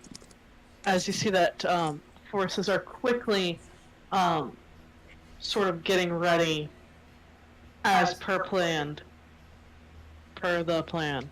English hard. Is there anything you want to do before you leave the camp and head to where the monoliths are? I don't think so. Okey-dokey. We're ready to go. Oh, look, a monolith. Hey,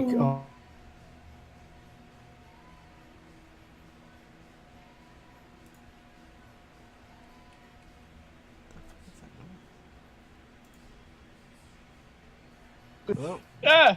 Breakfast time, everyone! What happened? Wait. I'm just gonna take out gold, and then, yeah. I do a hero's feast. Oh. What's up? 2d12. I didn't hear any of that. What happened? Like, everything cut out for me. Time for a hero's feast. Oh, okay.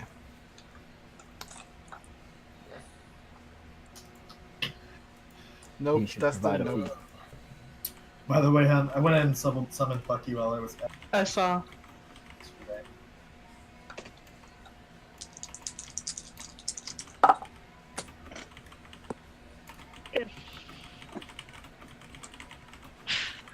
Actually, 2d10.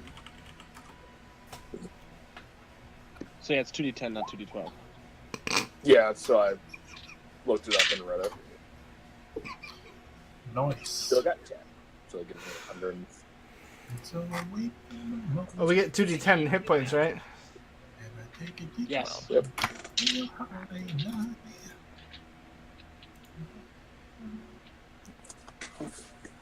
That's not too bad. Everything hurts and I'm dying. It's okay. So before y'all go, you have an amazing hero's breakfast feast, which is not the secret number like 15 on the McDonald's menu. Wait, what?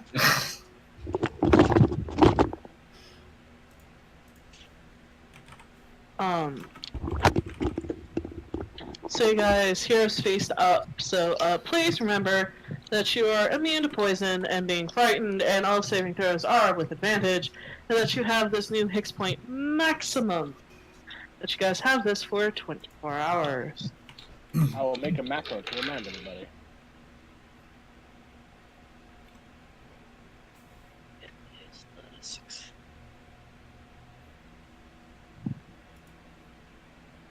As you guys head out to the monolith floors that seal in Vianon. They loom larger and larger in your vision as you draw closer and closer.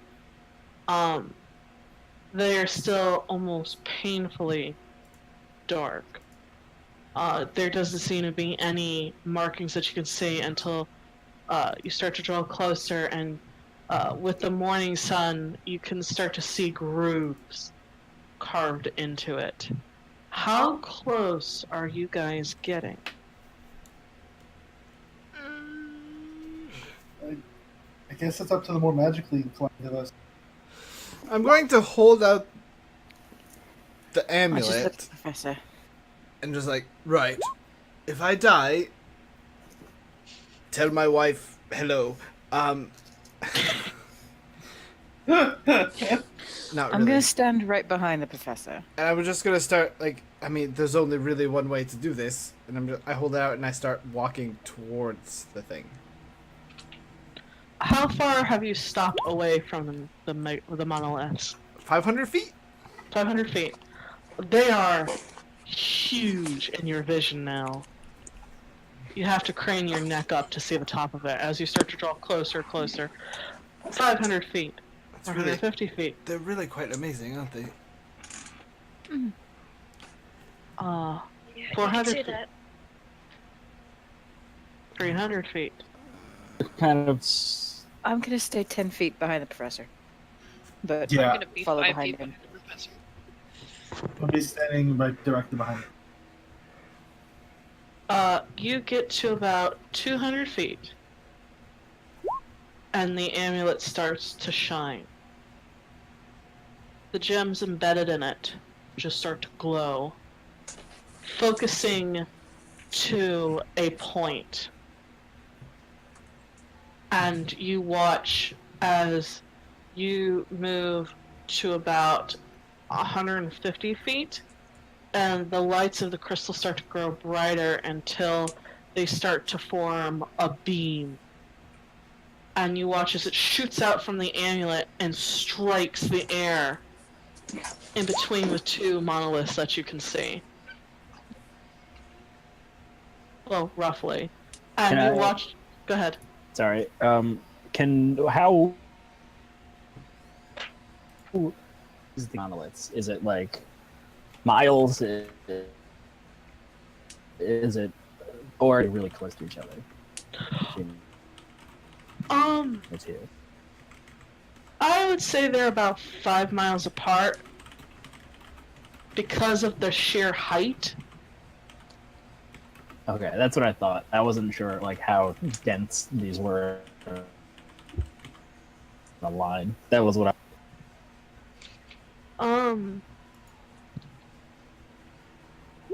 So these things are 200 feet tall. That means they're about 18 stories. Yep. So, the light grows brighter, and you watch as the air where the light hits it shimmers. And the shimmering sort of expands further and further, almost like concentric waves, until you watch it touch the monolith close to you. And that's when something interesting happens. You watch as the grooves start to light up. A deep, burning red color. And with the burning red light sort of rushing through the grooves, the magic symbols carved into this edifice, you can see that it is not made of stone, but of bone. Blackened bone. And it starts to light up to the very top of it. And you see these sigils, these runes, ancient. Professor Rael, who else is trained in Arcana? Not me. That might I just have be +4 us. in it, but not me. Just those two, I think. So the two of you, these are ancient. You've not really seen these used before other than in stories and in history books. And they light up eerie. And everything is still and quiet as you watch the shimmering air in front of you start to part where the beam strikes it. At this point, I need everybody to roll perception for me. Oh, that's bad. It's a Yeah, crappy. Yeah, feel crappy. Ew. That is crappy. Like how your crappy is a 5 and my crappy is like, oh god, I rolled a 13. Really? Oh shit.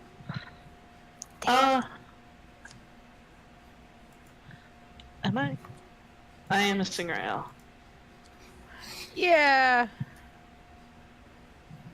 Because I was writing notes. Okay. So, as you guys are standing there, Corin, you are the first person to notice.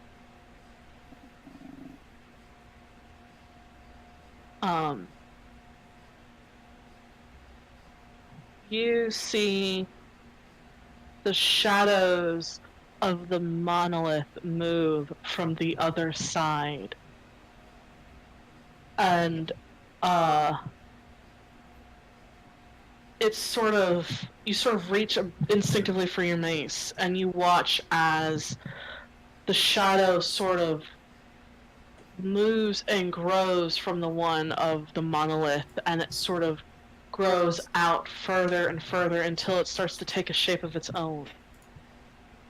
And you see something long and horned. And then you all... I shoot a firebolt up into the sky. Boop. This firebolt shoots up into the sky as you all now can see the shadow growing and then lift itself up from the ground. And it is standing about 18 feet tall. Lithe, pitch black, taking shape until you can see two red pinpricks of light where eyes should be. Well, I wasn't expecting this. How Kinda big is was it? we didn't 18 camp feet. right outside their walls. I need to check something. Oh, damn you. Aaron Deere very quickly says maybe it's voted in by they'll recognize the share the Dawn's Great. He's cut out, Mike. You just cut out, yeah. That is Mike about ready to kick some Roll20 ass. Well, it's Okay, Discord. What's wrong with Discord lately? I don't know. I think it's maybe hiccups from them trying to implement Video? video. You watch as it sort of takes form and slowly tilts its head. As I'm like standing there, like still holding the thing. And it's this. You all hear this voice. And it sounds like a whisper. It is absolutely sort of scraping the inside of your skull before breaking down your spine. Fun. If it isn't the Dawn's grace, Well, it recognizes us. welcome. My mistress bids you welcome. Oh, good lord. How far is this thing from me? It is on the other side. And it is staying where the barrier is between you guys so far. But the barrier is slowly widening as you hear, I wanted to see for myself what you are. It is good to finally meet you, though my agents have watched you for some time. I felt it unfair that everyone else has gotten to say hello. Belamon. Oh no. Oh, it's the Belbereth. shadow guy. Belbereth. Mine. I am the whisper in the shadows. I am Belbereth, and it is so good to finally meet you all. You took care of the little brat for me. He was always a liability.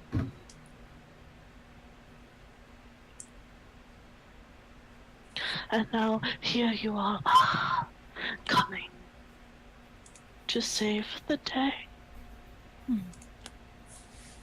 Sure you don't want to come closer? Greet us properly. At this point, you watch as two incredibly long, thin arms raise off the body, and the arm length on this thing is massive. Come, we await you. There is no need for arms here. We can talk.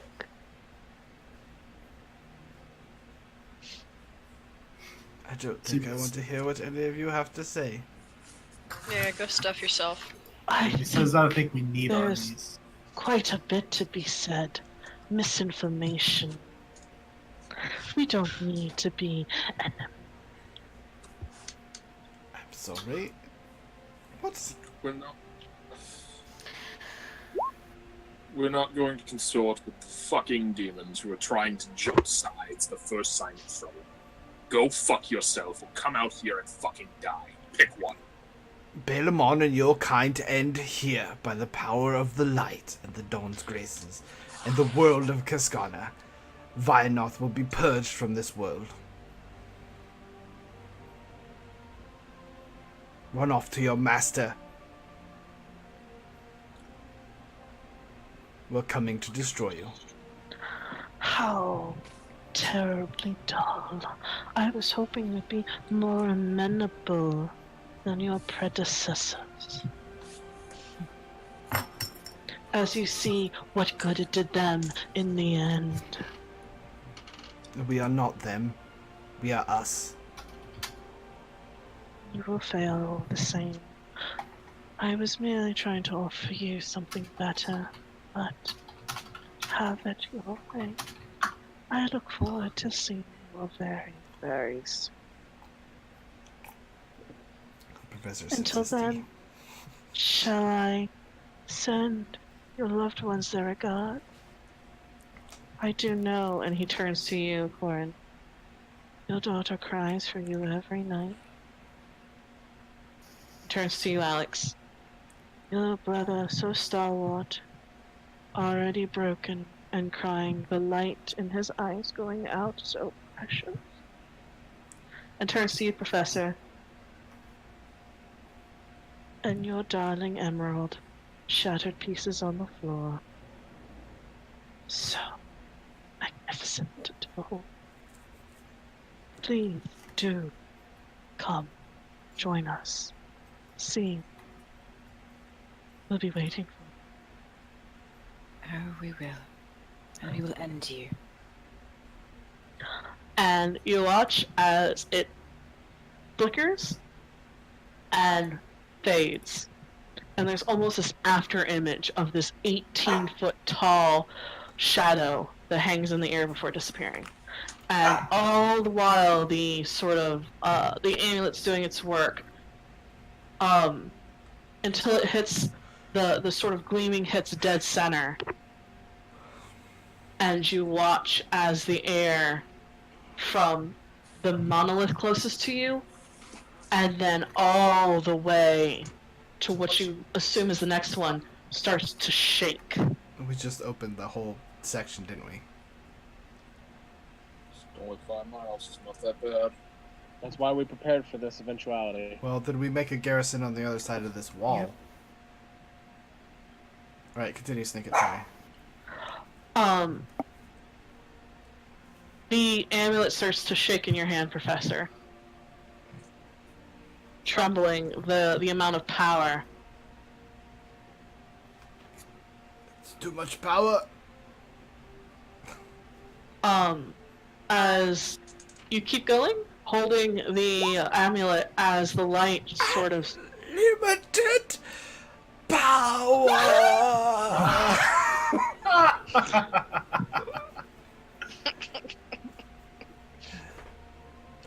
Yes, I keep holding it. I try and hold on to it as long as I can.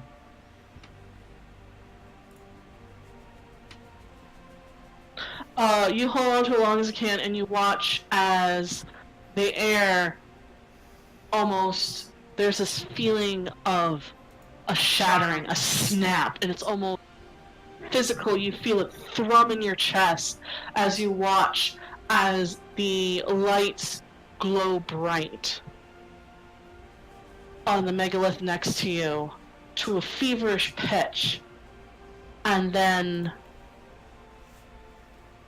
the air before you feels almost empty as the wards that have sealed Vianor for 2,000 years lay breach. The land that should not be, largely forgotten, once again rejoins the rest of the world. But did I, take down the whole thing? Nope, you've taken down what seems to be a single section. Okay. Though, as you look to the other, beyond the megalith closest to you, the air there seems to have almost this oil-like shimmer sheen to it. As if wards that have not been touched like this, have not been taken down like this before, seem to be reacting in ways unseen. Yeah. Are the pillars still glowing?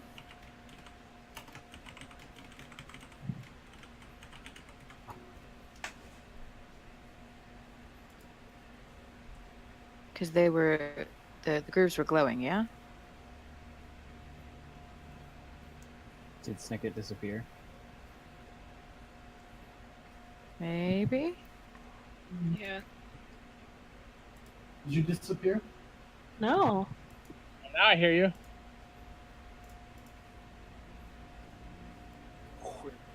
Did you hear Jolie's question? Maybe not. Hello? Hello? Hello. There you are. Can anybody hear me? Yes. Yeah. I can hear you. Can you hear us? I know you can hear me. I'm in the same room with you. Can you hear us? Oh, that's right. Her headset has been acting up. Maybe she couldn't hear me. I can hear you now. I don't know if you can hear Oh, me. delightful. Yeah, we're done. I asked if the pillars, the grooves, they were lit up when it was working. Are they still lit up? They are still lit up. Okay. So we can easily determine which ones they are. Where the break is. Oh, great. Now they're glowing and they're... And everyone gonna can know. see which one you have opened. There we go. You made a gate. 5 mile front. can hold a 5 mile front. Well, there At should least be we a have a garrison on the other side of this front Yeah. as well. Like, should we be pushing in or should we be holding? We should hold a little in. Both. We can't let anything Both. out through here. Yeah, so like a 5 mile front, like I'm saying, we can hold that line. Yeah. Because we're There gonna should be a small garrison on the other side. I've just unlocked evil into the world. well, we should put the main of our the bulk of our forces inside this fucking place. That's what So I am nothing thinking as well. does. So nothing gets out. Hold our reserves in case there's breaches or bulges in the market. I look to the teams that are with us, and like, send someone to each of your commanders. We move into Vianoth now. There is at once, sir, and you watch as they all start running messages back to their respective groups as you mobilize the army of Kaskana. Oh, fucking sploosh. Yeah, we do. So, what are you all doing now that the ward is down? Are we moving in, everyone? No, it's I'm gonna turn to the group and like take a step forward and just be. So Once more into the breach, dear friends. Indeed. I'm fucking retiring after this shit. felt like you could live a simple life. I think. Oh, I could live a simple life if I survived this. And let the bodies of our dead hold up the wall. Then we go to save our people and end this threat. Yeah. Let's do this shit. I've lived long enough. Might as well do it, saving the world. Damn right. Besides, if I live, it'll make one hell of a book. Oh, you mean this one? She pulls out her book. I've actually been thinking about it. Do I leave it here? Do I take it with me? I'll take it with you.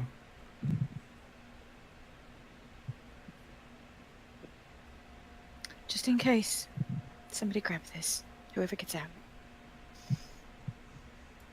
Everybody needs to know. You got it.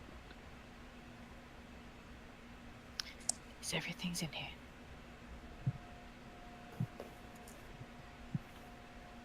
For the light? For the light. All the lights. The light of the dawn. There's always a dawn.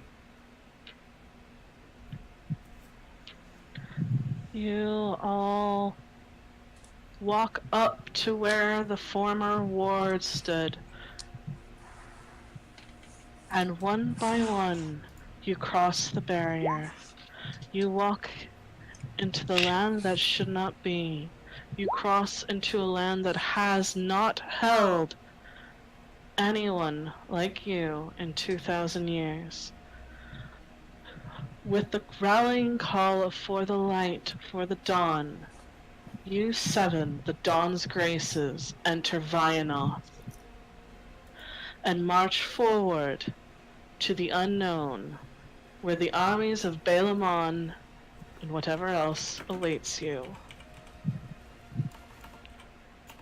That's where we're leaving off for the night. Holy shit, Snicket! How do you shit. How do you keep managing with the music? Jesus Christ! Time! I'm just a bard, yo! I know these things. I just tell the story. Race. I love you guys. I hope you had fun. Yeah. Oh, absolutely. Hope next week we'll probably get into some fights. Oh my god. Yeah, so I apologize to those who've wanted combat for a while now. It hasn't been a while since we've had combat. Like, Oh, hang on. Let me say goodbye to the stream. Goodbye, everyone. bye, Steve! Whenever I upload all these videos, because I still have to upload all these videos, I'm like 12 behind. Hi.